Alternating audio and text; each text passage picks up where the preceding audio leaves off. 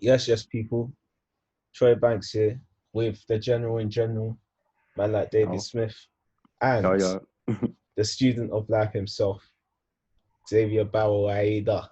Come on, Energy man. God, you dig.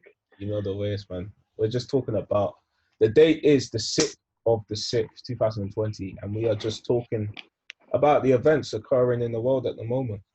So casual chat, but yeah. D, anything you want to say? What's been going on today? With me, it's a bit mad, isn't it? Like, it's just a bit mad. It's a bit mad. Like, Hmm. So, I'm, I just like looking at everything, and it's just like, at the beginning of the year, this was not the energy that this year was giving off. Yeah, This year was giving off, yeah, we're gonna achieve things. yeah. And now all sorts of everything is happening. And it's like, what's next? Aliens, do you get it? It's It's mad. like, Honestly, man. I'm So just, for yeah. it's a big plot twist. So for context, for the people who don't know, or the people that are looking back retrospectively, in 2020, a lot of madness has happened. So we had a lot of losses of great celebrities like Kobe Bryant. We've also had coronavirus hit, in where the world economy has basically gone into a complete lockdown, and a lot of people have had to social distance and stay inside. And now we've also had the George Floyd situation, where arguably it sparked one of the biggest Black Lives Matter movements in recent history. Is that fair to say? Yeah. Yeah. mm-hmm. So today was one of the protests in our local area, and also in the past week, there's been a lot of protests in London and all over the world regarding the George Floyd situation, and also just racial injustice in general. So yeah, let's touch upon it. Like you said, 2020 has been a mad one. Like there was a lot of expectations of a new decade, a fresh start, and still definitely Yeah. by force and fire, like it is going to be a fresh start. But there has 100. been a lot of plot twists on the way, I think.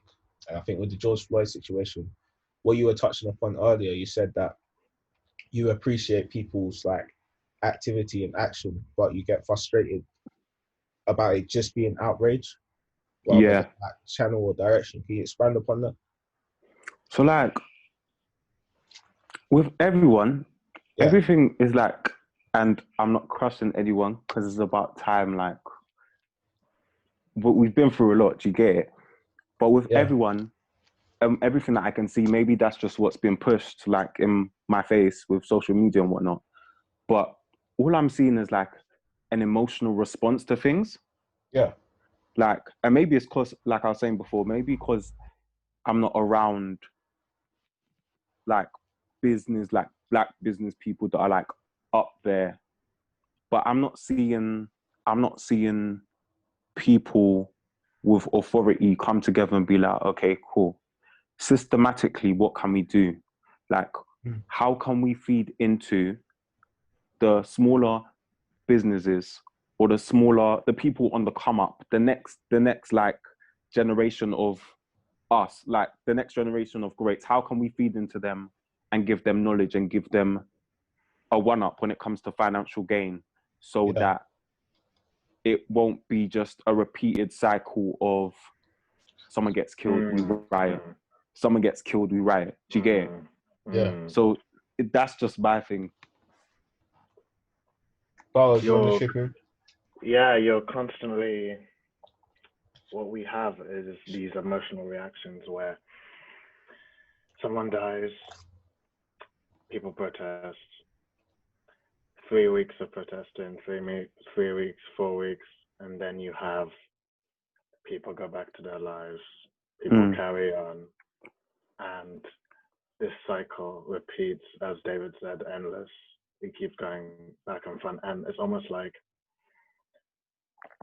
there's a quote by Albert Einstein: insanity is doing the same thing over and over again and expecting a different result. And this is what you see with this black consciousness right now. We, as Yeah, black people, we are making the same mistakes. So how can we go about in a strategic manner, not making the same mistakes again, but learning from them and saying, okay, but of course with anything, with the situation with regards to George Floyd's death, we've now learned that a lot of people have now, as nations, people have come together. You see protests in Japan, you see protests in New Zealand and Auckland. You have like the Samoans doing the rugby Maui traditional dance. Like people are coming together, and you see this, but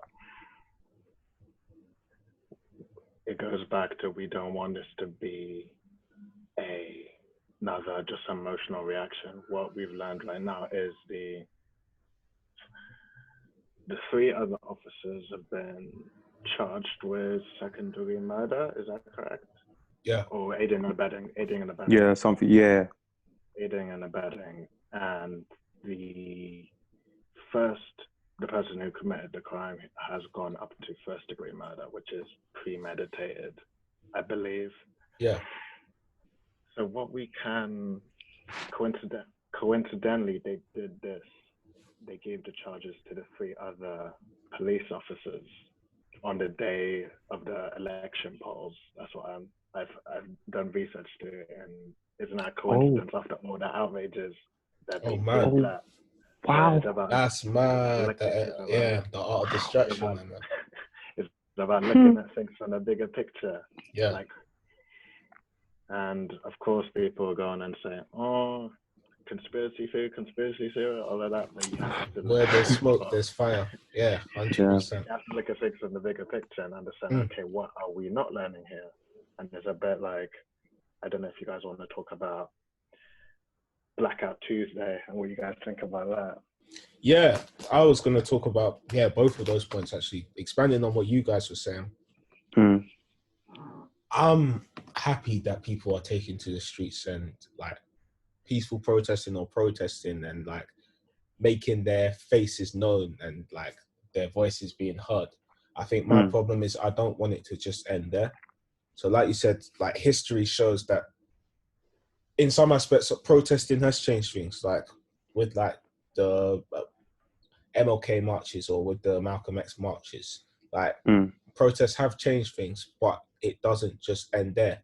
And we were talking about where the real power comes from, or where I believe like the real power for us will come from, where I feel like we'll actually start making huge changes. And it's hard because unfortunately we don't own much at the moment in comparison, or many things in comparison. But when we're able to mess up entire economies, or when we're able to like pause entire industries because one of our own was affected, or one of our neighborhoods was affected, that's when we'll have the power. So I was using the example with David. I can't remember if it was South Korea or Japan.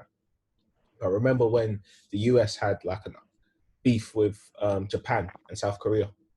And then there was the Sony hacking thing where like the whole PlayStation network just was done out. Like, same with the 5G situation, minus the corona and stuff. There was some reservations of installing 5G in the UK because they said that a lot of the software was from like the South Koreans, and I think they owned like 31%. And if like they didn't want them to have that much of an influence on the UK economy, because say if things went wrong and there was like a technological warfare or something, then like a lot of stuff wouldn't work, or we'd be too dependent on their economy. Like that's where the power will come from. Like eventually, is when we're able to mess up people's finances. That's when they'll take notice. And it's like the rioting and like the looting stores and stuff. I get that's what like we can do on a macro level, because like we don't necessarily, the everyday person doesn't necessarily have like the influence to go into those board meetings and like disrupt entire like economies or disrupt like businesses and put things on hold. But a good example of things we can do, like for example, when they done like the NBA lockout and like the black players stopped playing, it's like, hold on a second, you've just taken away our entertainment.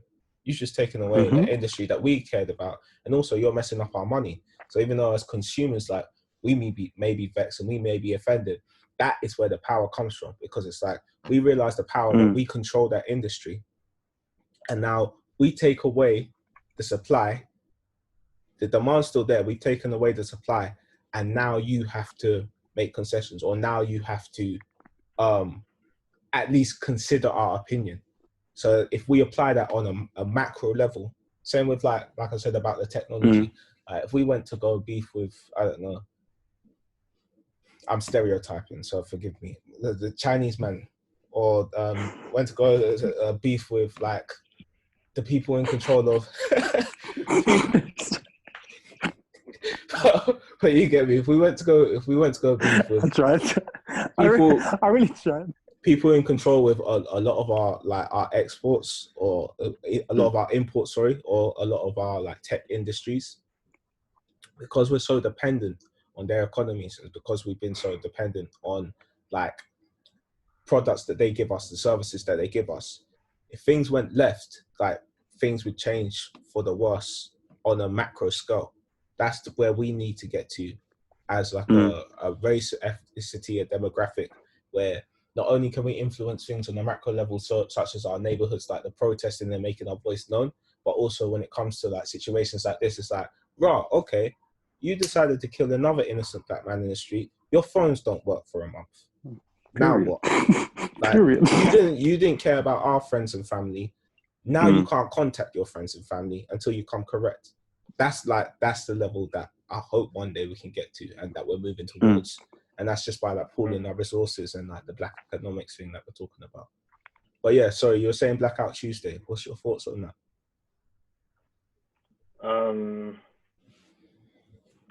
Man, bro, like, yeah,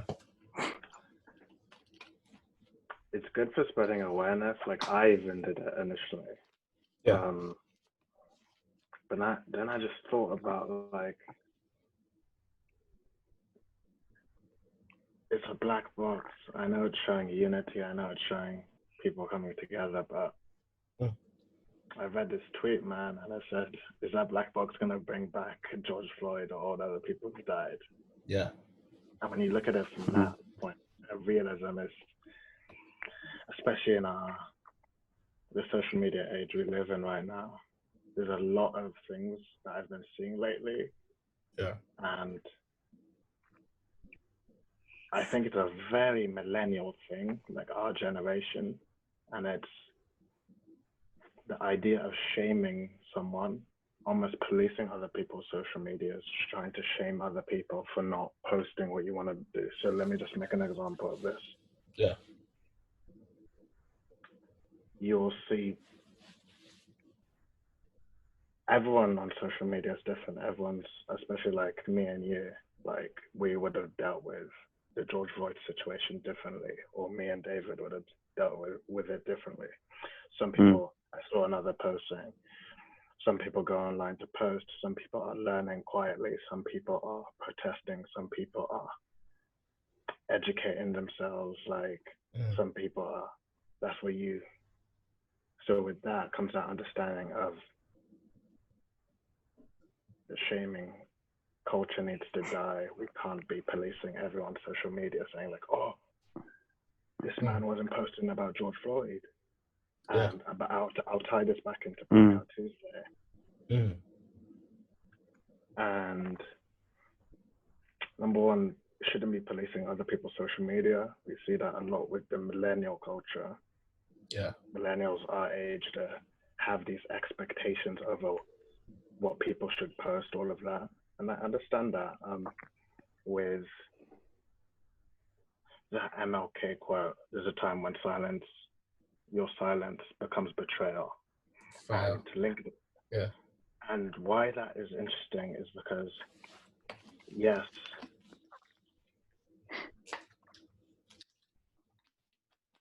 where I'm just really trying to conceptualize these thoughts.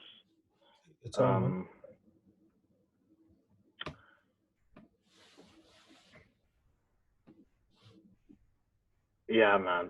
I had this train of thought. There's a time when silence becomes betrayal, and you were saying about on social media we police each other's thoughts, so it gets to the point where almost if you don't conform and post on that day, then it's almost like you're invalidated as not supporting the movement. So say you could be the most conscious person in real life, or you could be like you said, investing in yourself, and you could be like learning about racism yourself and how you can counteract or counterbalance like the effects of discrimination and systematic oppression.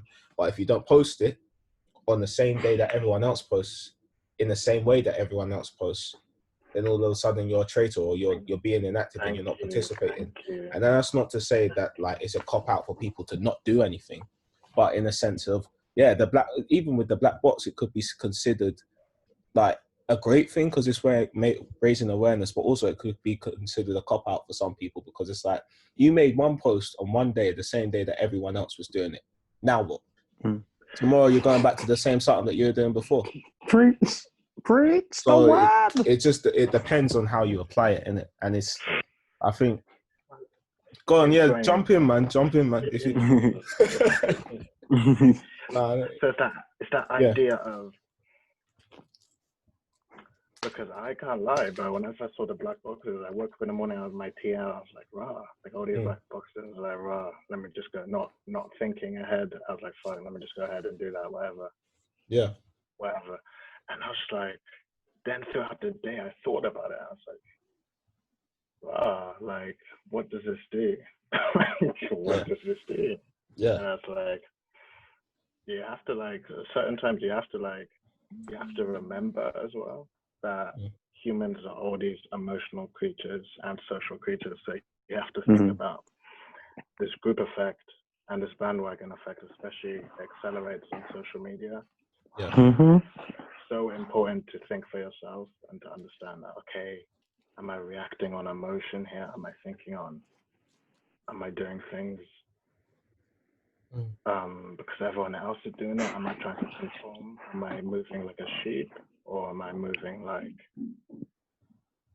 am I thinking for myself type of things? But and this is not to go against the positive effects of Blackout Tuesday, like the unity it brings from everyone joining together. But one thing we didn't talk about is the consequences of Blackout Tuesday. So now we have, I was reading threads on Twitter that misinformation now, the people who protesters who can't get their information for Blackout Tuesday are going, people are hashtagging Black Lives Matter instead of Blackout Tuesday. So all the people who need important information for Black Lives Matter can't get it because it's all black screens in the explore page. Yeah. So what's that doing is, this goes back to black people. We play ourselves. It's a basketball move. We cross ourselves sometimes. Like, how did we manage to get into a situation where we're playing ourselves? We're doing, we're helping the government. We're helping the police do their jobs for them. They're silencing us while there's an election going on. We're silencing ourselves. So you have to think about the bigger picture of these things, man. Yeah. That's my thoughts on that. No, fair. I think it all comes down to intention, isn't it? I like with the Blackout Tuesday and stuff. I think for the people that wouldn't have done anything, it's better to do something than to do nothing, and it's better to like raise awareness using your box than it is to like be passive. But also, like you said, don't use it as a cop out, or like use it as misinformation, and don't almost shoot ourselves in the foot, which is another thing I was going to talk about. Like, I think we were talking about it off screen about the images control self-esteem bit. So the one thing that does cut me the most about all of the situation going on is I do believe like in the justice for George Floyd, and I do 100% believe that we should combat police brutality. The bit that cuts me is the imagery, because it seems like sometimes as like black people, we still tie all of our self-esteem to another race. Like, I've noticed with the photos, and I get it because it's a white police officer and a black. Yeah, 100%. I get it because it's a white police officer and a black guy that was unfortunately murdered. But I see either the photos of oppression and I see a black man getting whipped by a white man, or I see a black man getting shot by a white man, or a black man getting strangled to death by a white man, or I see, right, we're trying to symbolize unity, and I see a black man embracing the white man, or a black child embracing the white child. And it's like, right, I swear we're talking about love and unity for all. So why is there not every demographic or every ethnicity represented? Like, it almost seems like our entire self-esteem or our entire like identity as a race seems to constantly come back to whether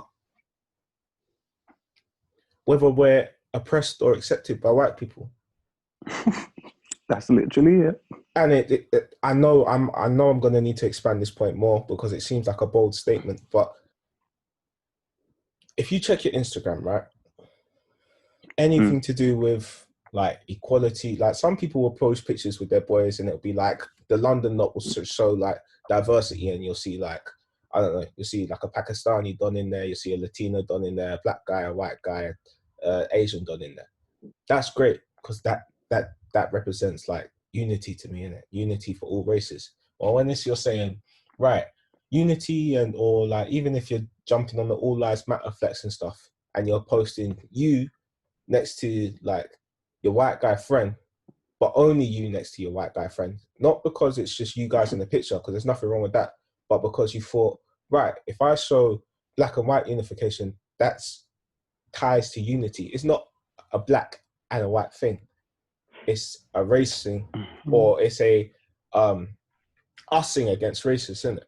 And this whole like black self-esteem, even with black empowerment, it's like what Snoop Dogg said about focusing on slave films, like why he doesn't watch slave films. There was a bunch of outrage about it at the time because it was like, yeah, 12 Years a Slave. You had all these great like films coming out that was winning Academy Awards, and he refused to watch them. But it's that imagery of that was 300 years of our history, significantly 300 years of history for like Americans and stuff. But how are you, man, not talking about like Mansa Musa? And like, why is there not as many films on the Black War, the Black Moors, or the Haitian Revolution, or even ancient Egypt and stuff like that celebrate art? There should be like more films like Black Panther. But instead, I was about to say that, but instead people are saying Wakanda, Wakanda, Wakanda. Exactly. Yeah, exactly. So, but there's actually general history that we have. And my analogy, yeah, that's not, and like it's great because it's the self-esteem thing. Like I love what it represents, but I feel like there should be more films like that are biographical. So I use the example of like the British and the Americans. Like we always make films about the war, right? And that's great because it celebrates our victories. But I don't see as many films about 1066. I don't see, and there are films, and I'm talking because there are films about Pearl Harbor and stuff, but I don't see as many films about our losses, because we know as soon as we make films about our losses or we highlight the times that we have lost, like it declines on your self-esteem and it declines on your patriotism, because the images control self-esteem. So I think with us, our focus on slave films and our focus on like that era, even though it's a significant era and it's a recent era in our history, even the civil rights movement, it's great to raise awareness and stuff, or like how the Jews focus on like the Holocaust and stuff, but that can't just be it, because it becomes ingrained in your mind. Every time I see like a police officer with his like knee on like George Floyd's neck, or Eric Garner, like I'm outraged, but it's also like it kind of reinforces the idea that there's a superiority, so I can't look at them all the time. And I think that's the rhetoric I'm trying to change. Yeah, or we should try to change. Yeah, it's that past, it's that PTSD, that 400 years of PTSD. That's 100%. That trauma that is always there, but it takes one of these moments for the scar, for the wound to reopen again. Just like David was saying earlier about the cycle of us forgetting, emotionally reacting, moving on with our lives, remembering, outraging, moving on with our lives. So that endless, that cyclical cycle of that. And you said something interesting about movies, and like why do you think Snoop Dogg doesn't watch those movies? Like those movies like 12 Years a Slave or Django Unchained. What do you think are the significance of movies like that? Are you asking the question? Yeah. I'm asking. Django's an interesting one because with, I guess, Django, he almost won in the end. So that was kind of inspiring, which is why I guess it's a lot of people's favorite slave film. But even that, like, as much as it brings light to the history, like, there's only so many times I can, and this is going to sound, if I sound like an idiot, then tell me in it. But there's only so many times I feel say like how it is. There's only so many times I feel like I can watch Hidden Colors. I feel like I can watch Roots and Amistad without needing to watch a Hidden Colors or like a Hidden Film. Like, you need the balance of both, and I think the significance of those films is that it's great to raise awareness for people who don't know about their recent history, but that's not your only history. And like being told over and over again, it's what you said when you said to me about the victim mentality is not empowering. It's exactly that. That's how I'd summarize it. The victim mindset is not empowering. And like the reality of the situation is there is injustice. We know there's injustice. We know there's a racism, and we should continue to talk about it. We should continue to fight for change, but we shouldn't just focus on that. Like the victim mentality isn't empowering. So instead of just showing us constantly, like, you were oppressed and you were lashed 3,000 times and you got your foot cut off, like on a plantation, and you had your name and your identity stripped away from you. How about tell us what our identity was before it was stripped away from us? Because the books are out there.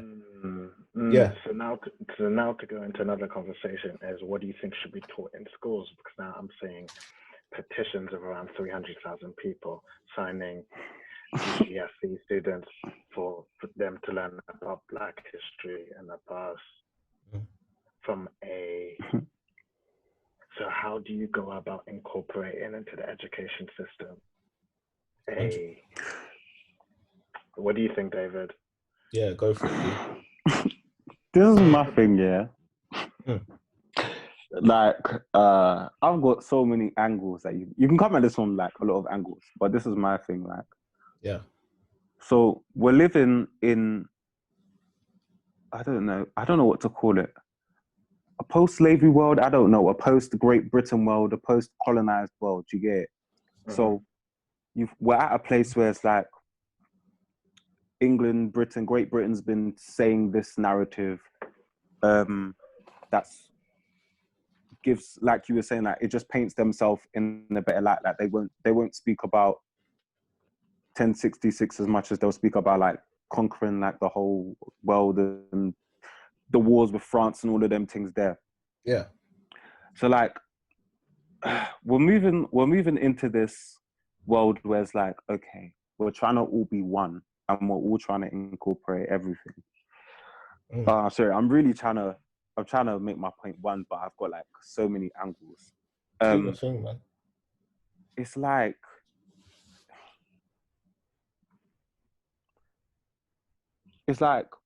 okay, cool. If you want it to be taught, if you want Black history to be taught, every type of history. Like, I'm not saying all lives matter in it. I'm not saying that. That's not what I'm saying. But if you want that to be taught, the whole narrative needs to be taught. Like the whole narrative needs to be taught. Like exactly, yeah, that's what I was thinking.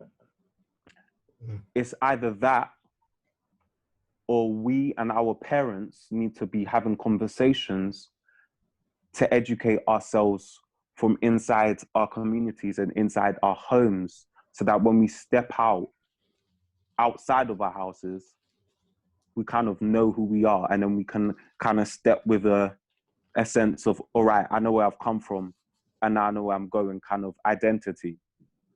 So better both then, so in the school and in the home, because not everyone has the option to go to school and not everyone has the safe space at home. That paradox. Yeah. But I think again, it's just because we're like, it's like we're shifting into this. Basically, it's like, my thing is, I'm trying to put it in the way where it can be received. It's like, it's mad though. It's mad. Like, racism is very nuanced Yeah, topic, man. It's very convoluted. It's like as you were saying, man.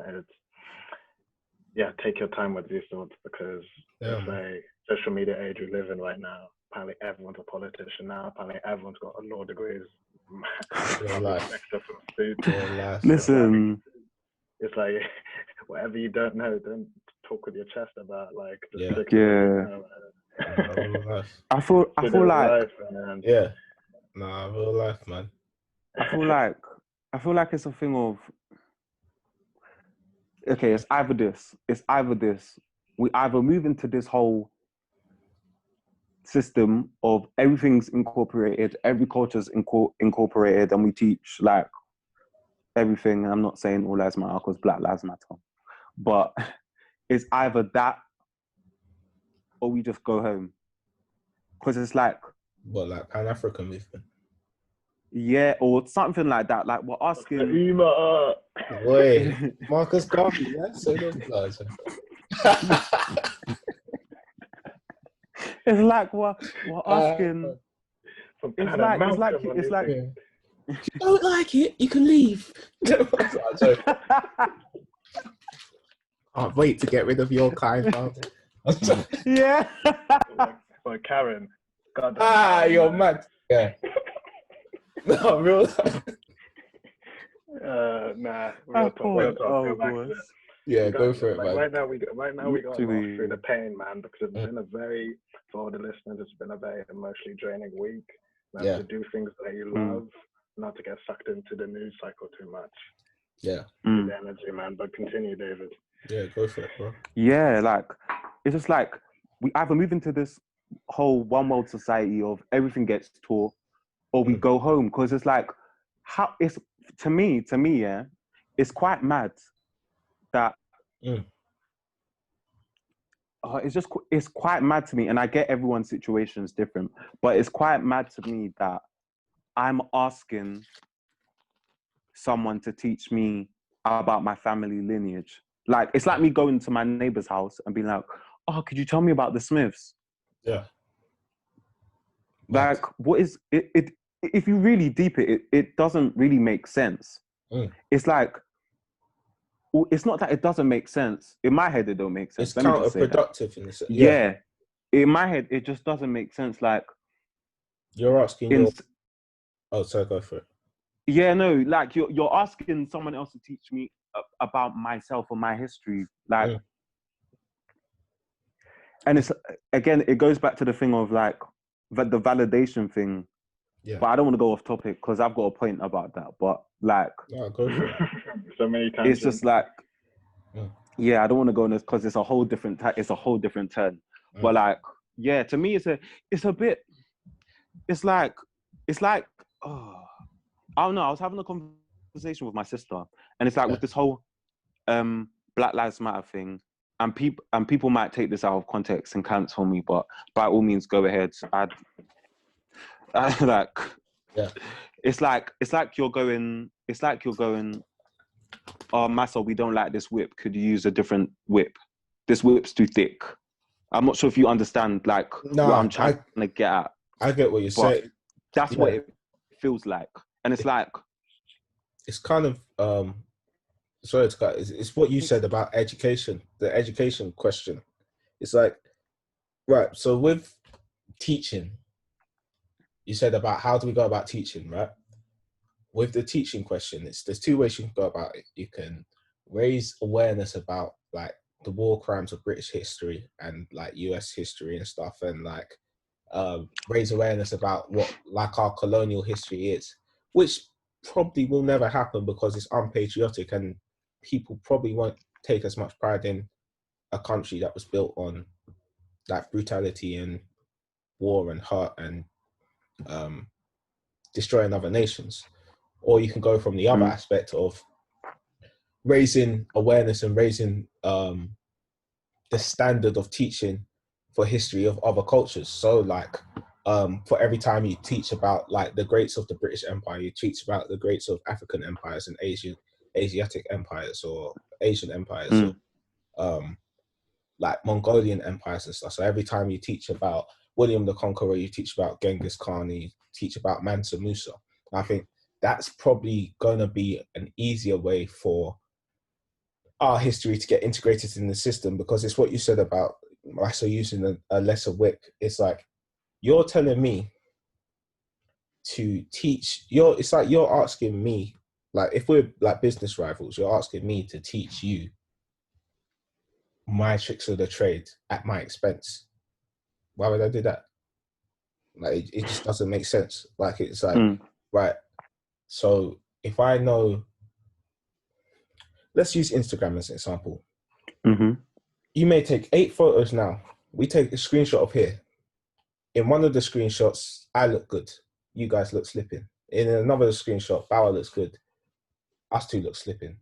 Third screenshot, you look good. Me and Bauer look slipping. Or Bauer and I look are slipping. First screenshot, we all look good. We delete the first 3 screenshots and we post the one where we all look good. Because what? It makes us all look good. And then we post that one in Instagram. That's exactly what happens with history. Especially the victors control history. So if you won the war, you're British. Nah, bless you. What an analogy. But if you won the war, then you're gonna admit, okay, Winston Churchill is like a great war hero. Like, we'll brush the racism under the carpet a little bit. Or it's like Mahatma Gandhi was this peaceful guy. Oh, we'll brush all the skeptical bits. Like, we do it with our celebrities and stuff. Same like thing with Adolf Hitler. Adolf Hitler, yeah, we do it with Adolf Hitler. So we're not hypocritical, let's do it with one of our celebrities. So even though the allegations are questionable, like you got a Michael Jackson, okay, the R. Kelly ain't questionable, but we won't know. But say for example, like, or even Elvis, like Michael Jackson, it's like, right, they're great entertainers and we love their music. We'll brush aside about the controversy and stuff. Like, everyone does it on a different level. The difference is that with the economy and with people in control, they just do it on a greater level. So yeah, like we go back to the Instagram analogy, victors create history. So it's like, right, we won the war. We're going to tell you we won the war by the strength of our backs because we did. We won't tell you about the stuff that we done to the losers, like shaving their heads and raping the women and stuff, because, well, we don't need to tell you about that bit because we won the war.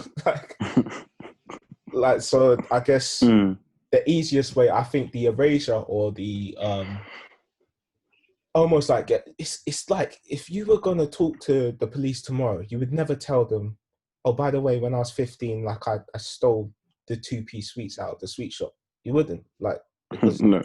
but it's the same kind of expecting from our country. I completely get that. And when it comes to countries, it goes back to that patriotism where all countries want to look in their best lights towards their citizens. So you're not going to go out and tell your citizens, oh no, what's the best example of this? I think in the Cold War, the USSR were they didn't want to own a lot of the mistakes they made with when it came to their Cold War with the USA. Yeah.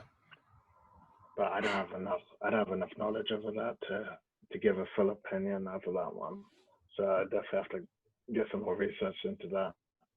No, it's a good example though. It's like you focus on the bravery of the soldiers, not necessarily the policy of the war of attrition. Or you focus on like the end result, like we got the job done. You don't necessarily focus on the losses that we had. And I guess that's the great thing about having memorials and having like memorial days and stuff, because then you celebrate like the fallen heroes and stuff. But it is kind of, when you are painting history, you're gonna focus on the positives, or the thing, like you said, the things that paint you in a positive light. So us kind of expecting the victors that have shaped history to kind of take accountability for their actions, even though they should, I wouldn't wait on it. So maybe it's more so raising awareness on our own empowerment and our own successes and building up our own self-esteem, so that we don't see them as these godlike figures that are untouchable, and us as like always going to be the victim, are going to be under their thumb and oppressed. But I'm gonna shut up for a bit, and because I'm rambling too much. But yeah, man, Speak of the truth. Speak of the truth. Bless you. What should this conversation move into now? Talked a bit about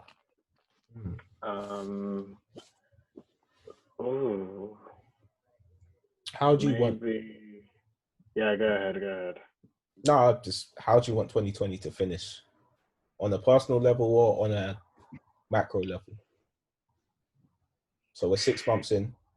How do you want it to finish? Finish. We're 6 months in, and look what's happened. But You want aliens to come, or you want things to go back to normal like before, or you want it to keep getting worse so it can get better? Like, nah, I have this saying, like, yeah, not the same, but something that's given me a lot of personal power is I would never change the past for anything, because the past molded me into the person I am today. So like I think like a big party question that a lot of people get is, oh, what would you change? Like if you could go back in time, what would you change? Like whatever. And it's just like, if you were to change something, that means you would have an entire different life in your present self today. Like say, like for example, if I met someone in a very rewarding business relationship or something, and I took the train, and I started from having this conversation with someone at the train station. If I went back in time and said, okay, what if I don't want to take the train? What if I just stayed in my bed that morning? Would I have had that business relationship that I would have had? So it's just 100%. Like, it's about thinking, it's about being grateful for it all in a way, but also at the same time, 2020, well, you can't write this here, man. It's bad. It's bad. December 31st, I remember being like, wow, new decade, that is mad now. Like last few months, like, I made like a lot of good personal development moves that I made. And in regards to just growing mentally, I was like 2020, I'm ready. Next thing you know, well, January, winter, UK, boom, you know, and then once terrible. And they say Kobe Bryant dies. I was like, rah. Fire, yeah. Like, the craziest thing about that one is I don't know if you guys got this as well, tell me if you did, but it was like the saddest celebrity death because of the impact he had on everyone on an individual emotional level. Kobe Bryant, like, it's like, how could we feel so much for someone we didn't know, but like inspiration? Like, what do you guys want to elaborate on that? Yeah, I think it's what Kobe represented in a sense. It's like, like everyone felt his death so much because I think it's just what he embodied, just like work ethic and like, Mamba mentality and like discipline and like hard work and like sacrifice. Sacrifice is a big thing as well. It's like, I don't want to get too philosophical, but something I was reading earlier this week, it's like, Jordan Peterson, he says, you can choose your sacrifice. It's fire, innit? You can choose your sacrifice, but you don't get to not make one, innit? And it's like with Kobe Bryant, I think he respected his work ethic so much because he just put his heart and soul into his craft, and like he didn't make any secret about it. Like he said that his like relationships may have suffered, and he said that his personal life may have suffered, but he aspired to be the best, and like he was the best him that he could possibly be in it. There's always going to be the debate about Jordan, LeBron, Kobe, but like regardless, Kobe was the best him that he could possibly be. Like 100. That's where you can respect 100%. Yeah. Do you know an unpopular opinion? Why can't people just appreciate talent. Yeah, rather than comparison. Instead of making it, oh, Jordan had 6 rings. Oh, LeBron had 6 rings, had 3 rings. Messi versus Ronaldo. Ronaldo's been at Real Madrid. He played in the English league, all of that. Messi's been at Barcelona. He did it.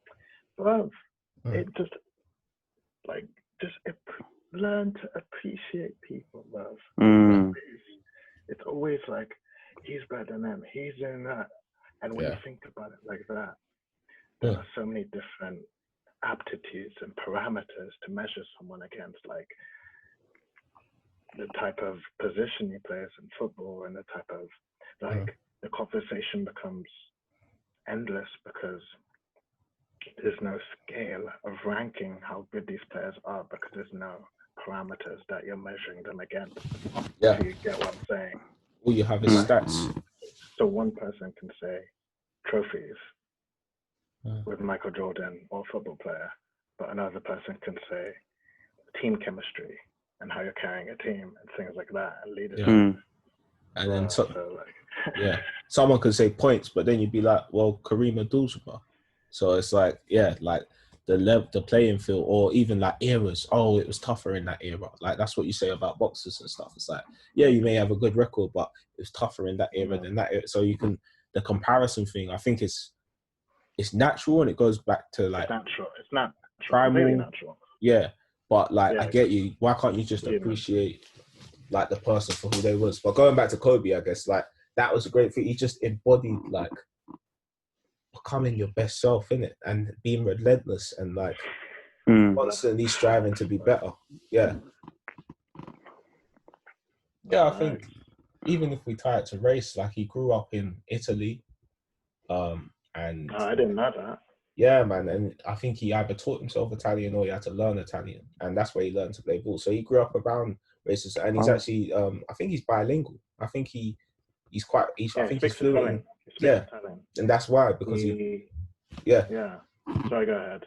No, I was just gonna say that's like if we tie it back into like the race thing, like I think it's just like he overcame like every single adversity possibly could have, and he never used it as an excuse. He never settled in his abilities, and he was always striving for more. Like if he could be, go for it. My question for both of you guys is, who's your greatest inspiration in your life? This could be, this doesn't have to be a celebrity. This could be a family member, or it could be one celebrity, one family member, or something like that. Why is there a particular trait you like about them? What do you like about the person that inspires you? That's a big question. Do you know what? Yeah. Awesome. You know all about the introspective Saturdays you get. Yeah, man. Case. With me, it's a thing of like, with me just in general, like with music, I like to pick and choose. With everything, I like to pick and choose. So I can't really say that I've got like a main person where I'm like, hallelujah. Do you get it? Like even Jesus, in it, like I'm a Christian, so to speak, but like, true. Obviously, like, I'm not gonna be like, So when it comes to like looking at people and saying like, raw, my cousin Joe, like I've even told him, he's like, I respect him so much because with him, he doesn't like, in this whole age, we like to announce things before we do it, innit? This guy, he didn't, I didn't know, but basically one day he messaged me, and it was like really early in the morning. I woke up. It was like before my alarm would usually go off, or before I usually would wake up. He said, David, are you home or something? And then he said, come outside or something. I was like, what? And then I woke up, and I think he was downstairs, and he was like, look outside. And I looked outside. This guy's got a new car. I said, how's he driving an Audi? I said, wait, since when, where, in what? I didn't even know he could drive. Did I know he could drive? No, I knew he could drive, but I didn't know he was looking into cars. This guy went and bought his car. He didn't, let's just say, I'm going to say he didn't tell no one, but he didn't tell no one, innit? He just went and did it. Yeah, he just made this move in silence and showed up. He let the car speak for him. He just said, go look outside. Go look outside. show don't tell. Yeah. So I just like, I proper respect that, because it's like in You this learn a age lot of from that, sure. 100, like in this age of like, everyone wants to be like, well, my goals for, I'm not saying like this is bad in it, but like in some retrospect, speaking about your goals too much is a bit bad in it. Like everyone's Yeah, like, oh yeah, you know, my goals for 2020, or you know, like today I'm gonna do this.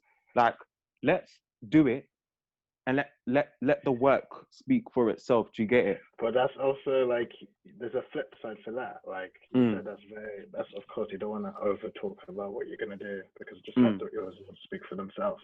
But I'll argue the one other thing, the one positive from just one announcement about doing a goal could be tell a friend, hey,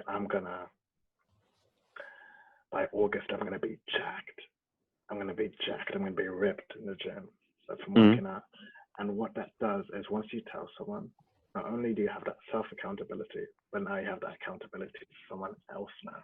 So that means if you don't follow through, boy, not only will it hurt more, you didn't go hard on your word, but it will go even hard, it'll hurt even more. And it was in fact to someone else because you told someone you're gonna do something, you didn't do it, so now your word doesn't mean shit. 100%. And that's so true, man. From like mistakes I've made, bruv. Like it's so true, man. That integrity is what you do when no one's watching. My parents told me that, and that's really something to learn, man. Because it's one thing to say you're about it; it's another thing to be about it. Yeah. 100. Good point. That's that links in what you said. Yeah, it's like Eric Thomas says something like that. He says, when you do something, say it once and then do it. Like say it once so that like to a close friend, so you're held accountable for it, and then do it. Bruv, that started motivating me so much more, bruv. Like obviously don't go around telling your friends everything. Like privacy is key. Like you have to have your own privacy. Like things that you wouldn't even tell your girlfriend, boyfriend, father, mother, whatever, is to yourself. Like that's very important that you're at home with your own thoughts of that. But having that understanding of I told this one person one thing, boom, that accountability is there. So I have to go and do that shit, man. I have to. 100%. But that's just it for that, you know. I think it's true. Yeah. So Troy, your inspiration, man.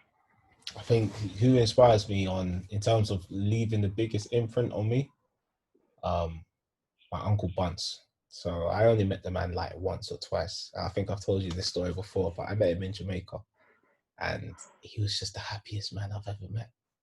Just the happiest. You know when someone's just had like amazing energy, high on life, amazing. Yeah, he was just the happiest man. I mean, he just lived such a humble life, like, and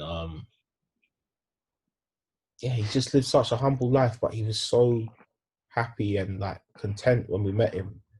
It was like it always stuck with me, that trip, because it just goes to show us what we were saying off camera about materialistic things and stuff never making you happy, and just I don't know. I'd love to just get to that age and just be that like happy, regardless of what life throws at me, or regardless of where I end up. I just love to get to that age, or even be at that point now where like I just know I'll be not okay, but I'll be like more than okay. I'll be great, and like I'll buy you a ticket to get to Jamaica. You'll be happy. Them ones say no more. What juicy patty? Say no. Yes, hallelujah. But any final topics you guys want to touch on? Because I think we're approaching an hour, so this has been a great convo, man. Last few topics.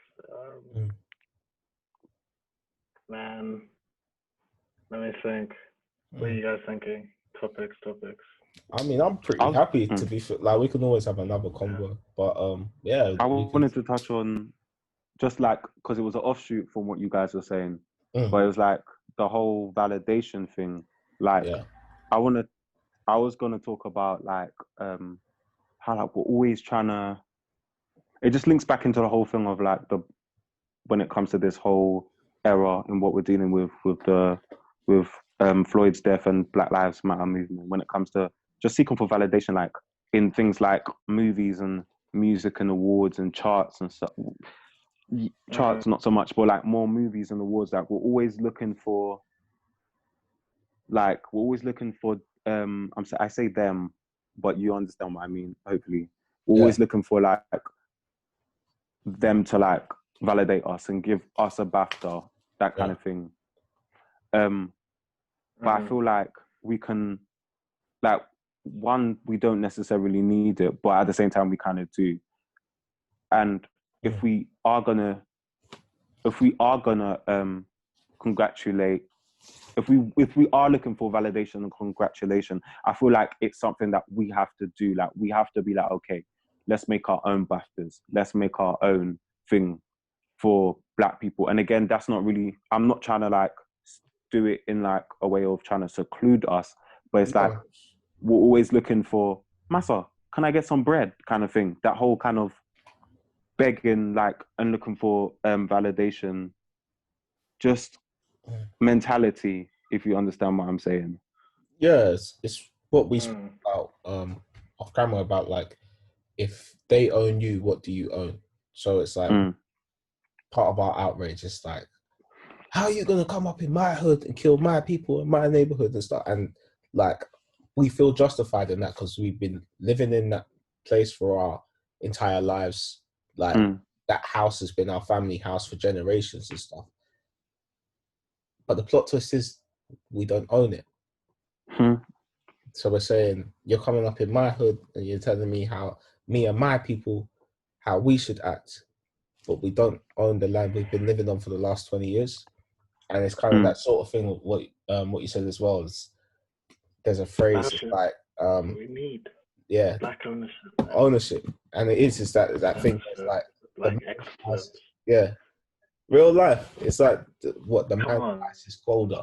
It's kind of that sense, like, we need to build our own thing, but also support our own thing, because 100. I think we do have a mentality where it's like, I don't trust it unless it comes from like a white source, or I don't trust it unless it comes from a historical source, because that's the standards that's been set for us in society. So it's like, if I tell you,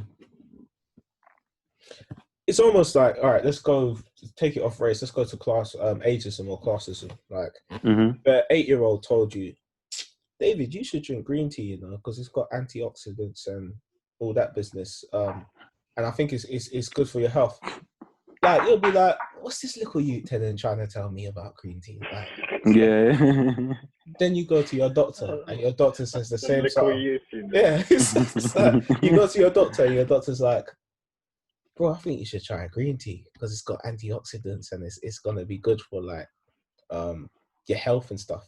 And because the doctor's got the qualifications, or because like you're used to seeing the doctor as like a port of call for like truth, or for like validation, or for like a reliable source, you believe it more. So they said the same information, but sometimes it's not the messenger. I mean, sometimes it's not the message, it's the messenger, unfortunately. So it's that sort of thing where as soon as we almost validate ourselves and trust our own judgment and trust our own businesses and trust our own startups and our own like economies and neighborhoods and peers as much as we trust the system, then we'll be much better because of it. And it is that, I think it's the rewiring the mind to kind of like FUBU, like, instead of thinking, right, if it's Black owned, it's ghetto. It's like, if it's Black owned, it's just as great as like any other owned product. So yeah, it's not knockoff, it's not cheap, it's not the dollar version. It's like, it's just as fire. So yeah, I think I've read something today that I want you guys to elaborate on. where is it?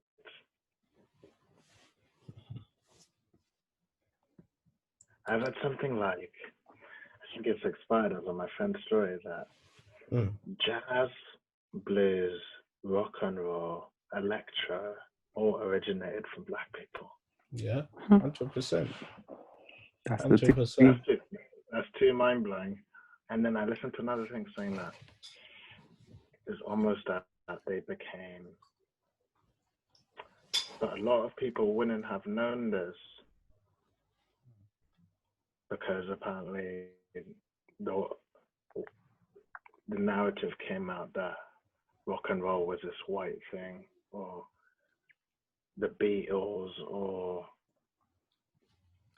Elvis Presley, these connotations, these big figures, almost glamorize it as these white genres, the genesis of these genres were from white artists. Yeah. So, boy, honestly, I've learned a lot of new things this lockdown, this last few weeks, this last week alone. Man has to go back into the cave to learn about my black history, to learn about my a lot more, and to really, and that's what I think about this gift of always look at the positive. You have to look at the positive of things like this and saying like, how can we as humans all improve? How can we go and educate ourselves? How can we be able to do it to other people and ourselves at the same time? 100. It's, as it's saying, it's not black versus white, but it's everyone versus racist, man. Like, and I've been seeing that quote on Instagram a lot, and I completely agree, man. You're not born racist. You're not. No, not at all. Children imitate their parents, and it all starts in the home. So, whatever values or virtues your parents are instilling into you, that's how you treat your neighbor. That's how you treat the people you encounter with. And it's very important as black, white, Latino, Mexican, that we all study our history, we all come together, and we all, just like racism, it ends with the education of self, when you get to know yourself, and question your beliefs, and you respect your neighbor as you respect yourself, man. Like, the Bible doesn't teach us that better, man. If people could adhere to some ethical values in those ways, it's like you live a good life, man. But the brutal reality of this world is that, as Pop Smoke says, they take advantage if you let them. Bad. Fire. Yeah. It's like, you can't be trusting with everyone. This world is a cold place. People, you have to be selfish with your own self-interest, man. And murder's real, rape's real, all these things are real, man. But when you are, it's very easy to forget these things because a lot of people have this mindset of, oh, that could never happen to me. Anything that can happen to anyone can happen to you, which is very important to understand, man. So you're not as shocked if something does happen to you or happen for you. So, that's deep. Very, very important. But yeah, that's all I have to say on that. Wow, man. Linking into what you said about music, one thing I want you guys to listen to if you get the chance. One is the Most Def Black on Both Sides album, but also linking in what you said about Elvis. David Banner done a song called Elvis, and it talks about exactly that. And obviously been listening today, Lupe Fiasco with Hood Now. It basically explains like music history and what you said about Fiasco. Yeah, Lupe Fiasco. Yeah, I've heard of him. Oh, he's great, man. He's great.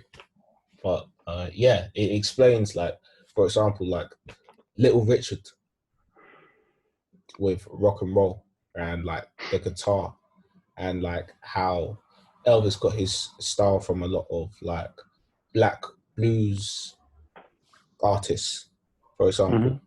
And it talks about basically even with the like blue-eyed soul movement and stuff, like the Q is in the name, like blue-eyed soul.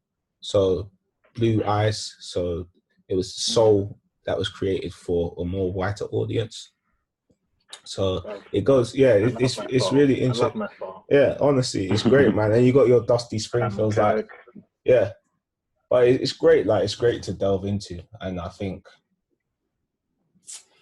like you said, I think it's just... Souls for the soul, man.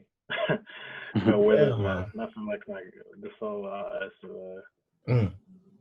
Yeah, I think I'm rambling, but long story short, I think the change comes from within, and then you can change externally. So as soon as you know yourself, like you said, then you can know others, and you can change the world, man. That's all we had to say. Yeah, man. Could have been a 10-second podcast. That's all we had to say. It's definitely it's past the Migos. So D, final words from you, and then in the word of the Migos, wrap it up then. So yeah. Pressure. The word of the Migos. Yeah, in a word from the Migos, wrap it up there. In the interview with I don't want to endorse another podcast on here, but in the famous interview on a particular carpet at a particular awards, where they said someone got left off by the Bushi. But they wanted to wrap up the interview. So man said, wrap it up then. When Quavo was like, with his skinny, Men in Black, alien-looking ass, lanky ass, something like this, I didn't care. Man. But yeah, D, final thoughts from you, and then we'll wrap it up. My God. Just like moving forward when it comes to like, just like, you know, we were talking about how like what do we want 2020, what do we want at the end of 2020, and like we were talking about self-development. There's just a mantra or whatever you want to call it. There's like a phrase that I say at the end of like my workout, and part of it I just received it when I was knocking doors, but the whole phrase just goes like this, and it's just to empower myself. I say, I am victory. Victory is me. I am an overcomer, and nothing can overcome me. I am the person I will become. Fire. And I feel like it just speaks for itself. Like, you know, like sometimes you try to... You're aligning yourself, though. That's great. Yeah. You're aligning your future self with your present self. Yeah, because you're trying... Sometimes we try and... We've got this goal. And it's like, you need to be right here. Like, everything that you're going to become is within you. It's just going to take something on the external plane to bring it out of you. So true, man. It's just to empower yourself. Like, I am victory. Victory is me. Like, I'm an overcomer. Nothing can overcome me. I am the person I will become. It just gives me so much power, and it just reassures me that, like, I'm on the right path. Like, I'm here for a reason. Like, I'm here. Like, I'm just here. I'm here. It makes you more present as well. That's a very good mantra, because it makes you more present.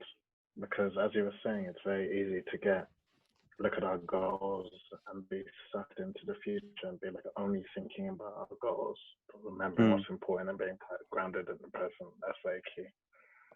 100%. All right. So today's message was, I am the person I will become. Guys, this has been Troy Banxz. It has been Xavier Bawa-Aida, and it has been the general in general.